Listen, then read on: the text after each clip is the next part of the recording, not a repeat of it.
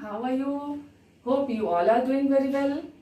Let's start with our elective English curriculum, that is from class 12, chapter number 1, I Sell My Dreams.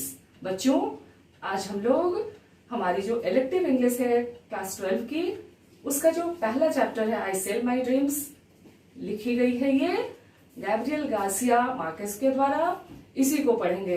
We will do both in Hindi and English, and there might be a mixture of some Bhojpuri and Bangla too if you like. So let's start it's line wise explanation today in this part 1 of the chapter. Let's start the story, but before doing so I am giving you a brief description. You even can say that a brief introduction of the writer who has written it. The name of the writer is Gabriel Garcia Marquez, जो कि एक Colombian writer हैं. और इनके बारे में ये भी बताया जाता है कि चूँकि इनके माता पिता बहुत गरीब थे तो इनका पालन पोषण इनके दादा दादी ने किया. बचपन जैसा भी बीता, but he became a very talented young man and is still known for his literary genius. He has written many short stories, is a well-known novelist and had worked as a journalist too. Even he won Nobel Prize in the year 1982. Let's have a brief introduction of the story also, before I go line wise. This story is all about, or it reflects about the fantasy, dreams, magic, the wish of knowing our future, means future telling. In other words, you can say the superstitions we believe on, and the overwhelming views that were prevalent in those days in Latin American culture. पता ही है हम लोगों को कि कभी भी कोई भी जो साहित्य होता है वो अपने उस क्षेत्र, देश और परिस्थिति विशेष का एक द्योतक होता है, यानी आईना होता है. जब भी जो भी रचनाएं लिखी जाती है, whether it is in English, Hindi, Persian, what ever the language may be, but it generally reflects the common notions and views of the people living there. So here also you will get a knowledge about, you will come to know the feelings of people who were very much anxious to know their future and how firmly they believed in the future telling and its truth. Students, see this picture for your better understanding. The story starts with a storm destroying everything, और जो इसका backdrop है वो Cuba. आप Cuba के एक सी बीच की कल्पना कीजिए, और यहाँ राइटर कह रहे हैं कि लगभग 9 बजे थे. वो नाश्ता कर रहे थे. कहाँ बैठ के? हवाना रिवेरा होटल के टेरेस पर बैठ के. तभी बहुत तेज एक वेव, एक लहर उठी जिसने जितने भी कार्स वहाँ पार्क्ड थे, पूरे कार्स को, जितने भी गाड़ियाँ थी, सबको पूरी तरह से क्रश कर दिया. And even one was embedded in the side of the hotel, और एक तो बहुत बुरी तरह से फंस गया था. Embedded here is formally fixed, ऐसे फिक्स हो जाना जिसको कि फिर निकालने में मशक्क़त करनी पड़ती है. Means in these 4-5 lines, writer has explained or started with the accident took place. Actually, he is preparing the background, he is plotting his story, and we are now going to meet the central character here. तो एक बहुत बड़ी सी लहर आती है. उस लहर में जितनी भी गाड़ियाँ पार्क थी होटल के आसपास पेवमेंट में, वो सब की सब क्या हो जाती हैं? डिस्ट्रॉय होती हैं. और एक कार तो बिल्कुल पूरी तरह से एम्बेडेड हो जाता है. इसको स्पेशली देखो, सारी कारों को लिख सकते थे लेकिन एक कार को अलग से मेंशन किया गया. What next? It was like an explosion of dynamite that sowed panic on all 20 floors of the building and turned the great entrance window to dust. यहाँ इस 2 लाइन में आपको ये भी समझ में आ रहा है कि ये होटल कितने मंजिलों का बना हुआ था, 20। और ये वेव की आवाज़ इतनी तेज़ थी एज इफ मानो डायनामाइट का ब्लास्ट हुआ हो, और सब कुछ तहस नहस हो गया था। एंट्रेंस विंडो तो बिल्कुल डस्ट, मतलब धूल की तरह उड़ जाना जिसको कहते हैं, ये स्थिति बन गई थी। The many tourists in the lobby were thrown into the air along with the furniture and some were cut by the hailstorm of glass.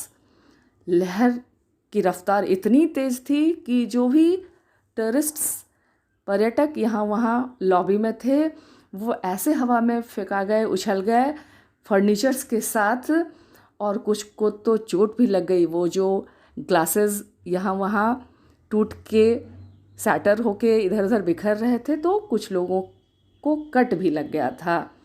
The wave must have been immense because it leaped over the wide 2-way street between the sea wall and the hotel and still had enough force to shatter the window.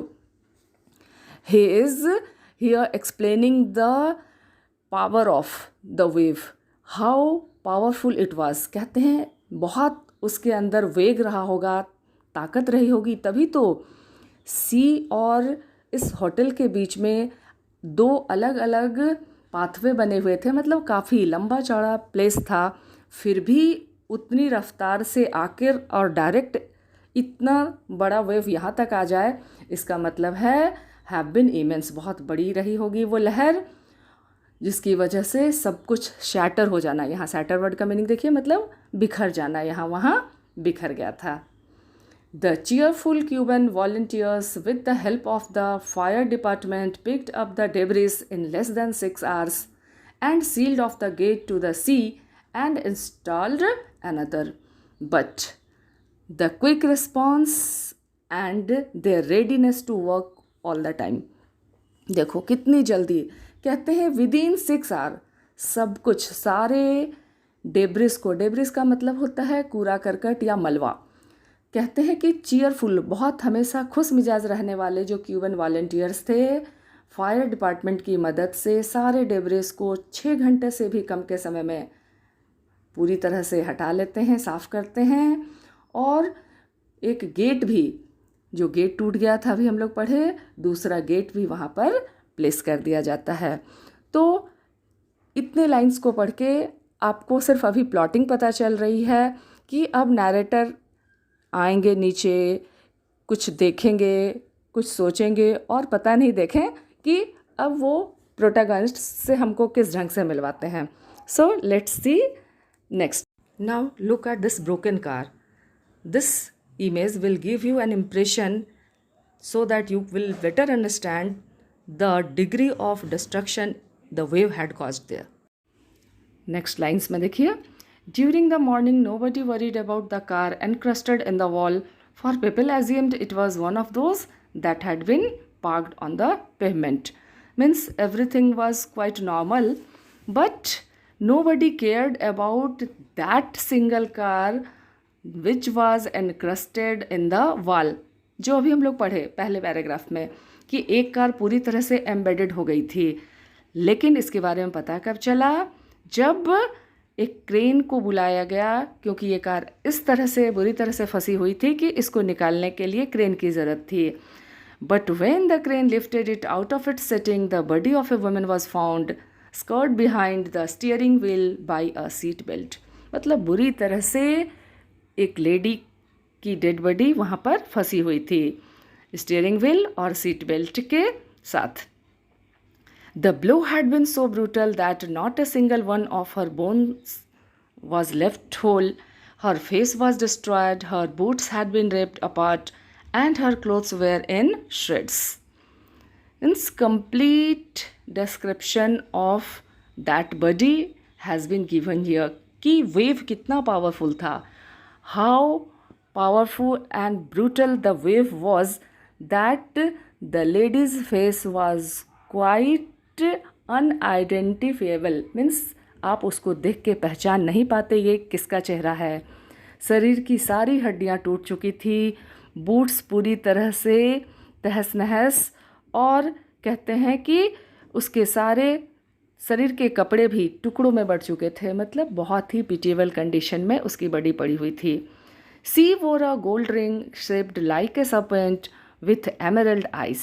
Yes, this is the only thing which gave them a clue about the lady. बहुत ध्यान से इसको पढ़िएगा, इसको underline करते हुए। यहाँ देखिए उन्होंने क्या पहना था, एक गोल्ड रिंग जो कि सरपेंट के शेप में था। सरपेंट मीन्स स्नेक, सांप। उस अंगूठी का जो पैटर्न था, जो डिज़ाइन था, वो कैसा था, एक स्नेक की तरह। और उसके ऊपर आइज़ लगी हुई थी एमरल्ड। एमरल्ड कहते हैं हिंदी में पन्ना पत्थर। अपने जो भी, ये भी यहीं से इंडिकेटिव हो रहा है जो हम सुपरस्टिशन और फ्यूचर टेलिंग की बात कर रहे थे, कि वो जो अंगूठी पहनी है वो सांप के शेप का है, और सांप के आँखों को दर्शाने के लिए वहाँ पर एक एमरल्ड लगा हुआ है, यानी एक छोटा सा पन्ना पत्थर लगा हुआ है ग्रीन कलर का। The police established that she was the housekeeper for the new Portuguese ambassador and his wife.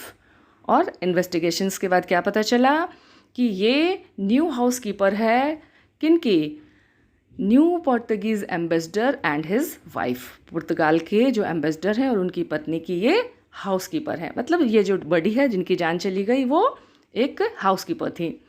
C had come to Havana with them 2 weeks before and had left that morning for the market driving a new car.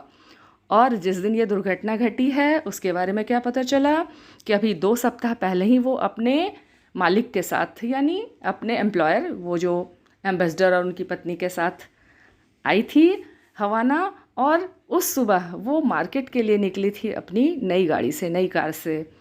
Her name meant nothing to me when I read it in the newspaper, but I was intrigued by the snake ring and its emerald eyes. Now the writer, your narrator is saying कि जब मैंने अखबार में ये सब पढ़ा तो उसके नाम से मुझे कोई ख़ास लेना देना नहीं था, बट मैं थोड़ा सा इंट्रिग्ड हो गया, थोड़ा सा कंफ्यूज्ड हो गया उस स्नेक रिंग के बारे में पढ़ के जिसके ऊपर एमरल्ड की आइज़ लगी हुई थी।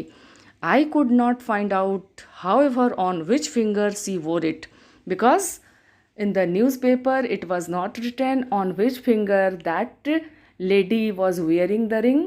Means the body which was found in the car had a snake-shaped ring on her finger, but the narrator wanted to know exactly on which finger she wore it. समझ रहे हो, यानी narrator को कोई relation वहाँ दिख रहा है, पढ़ते ही उनके दिमाग में कुछ चल तो रहा है, और इसलिए वो एग्जैक्टली जानना चाहते हैं कि आखिर उस लड़की ने, उस लेडी ने जिसकी जान चली गई, वो आखिर किस उंगली में उस स्नेक शेप्ड रिंग को पहनी हुई थी। The curiosity is rising, let's move to the next paragraph. Hope you have understood until the part we have read today, and we will meet in the next video with its next and remaining part. बच्चों एक बात लेकिन पूछनी थी, मैंने इसलिए आज एक थोड़ा सा ही हिस्सा इसका लिया, आपको क्या इसका हिंदी वर्जन ही कंप्लीट अच्छा लगेगा या मिक्स्ड हिंदी इंग्लिश जैसा कि मैंने आज इसे किया, या you want just complete English to English explanation of the chapter? Please आप हमको कमेंट करके बताइए, और अच्छा लगे तो सब्सक्राइब जरूर कीजिएगा।